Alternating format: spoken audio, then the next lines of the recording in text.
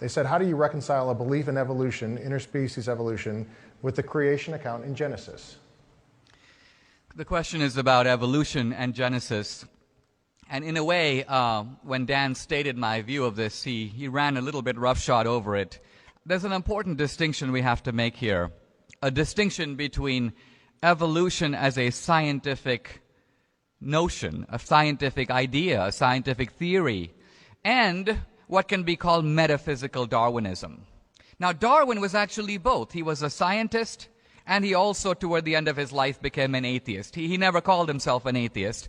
He said agnostic. But he was essentially he became very anti-Christian.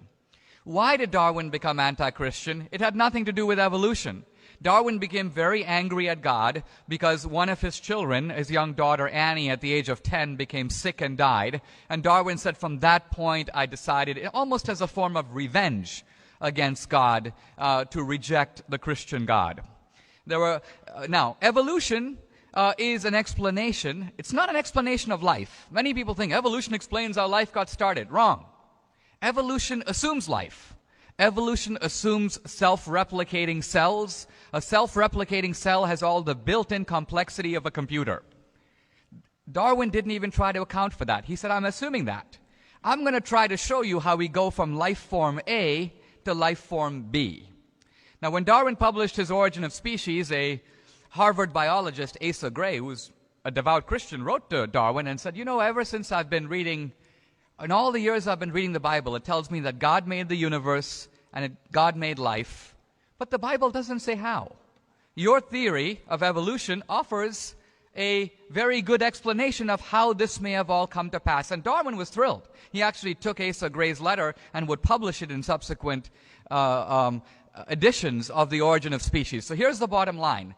Evolution by itself is not a threat to Christianity or to Genesis. However, Darwinian metaphysical Darwinism, the idea that this is all an unguided process that doesn't need a creator, that somehow evolution will magically one day account for the origin of life, this is all metaphysical Darwinism. It's essentially atheism that has been injected into evolution. I completely reject that.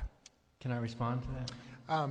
If you'd like to, for a minute. You write in your book, it seems improbable that the small group of intelligent design advocates is right and the entire community of biologists is wrong.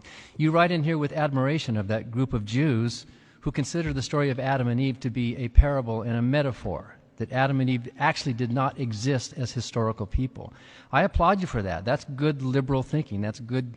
Adam and Eve did not exist. Otherwise, who were the first human beings? It was like when Jesus told the parable of the prodigal son, that wasn't really a person, and Adam and Eve were not really people either. And that's, I think, how you and I both see the Genesis story, as an attempt by primitive people to try to make a fable. And by the way, look up the word fable in the dictionary.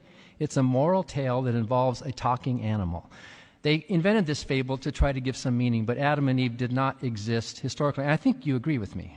Well, let me answer that. Because the word Adam means the original man. So in that sense, you can say, was his name Adam?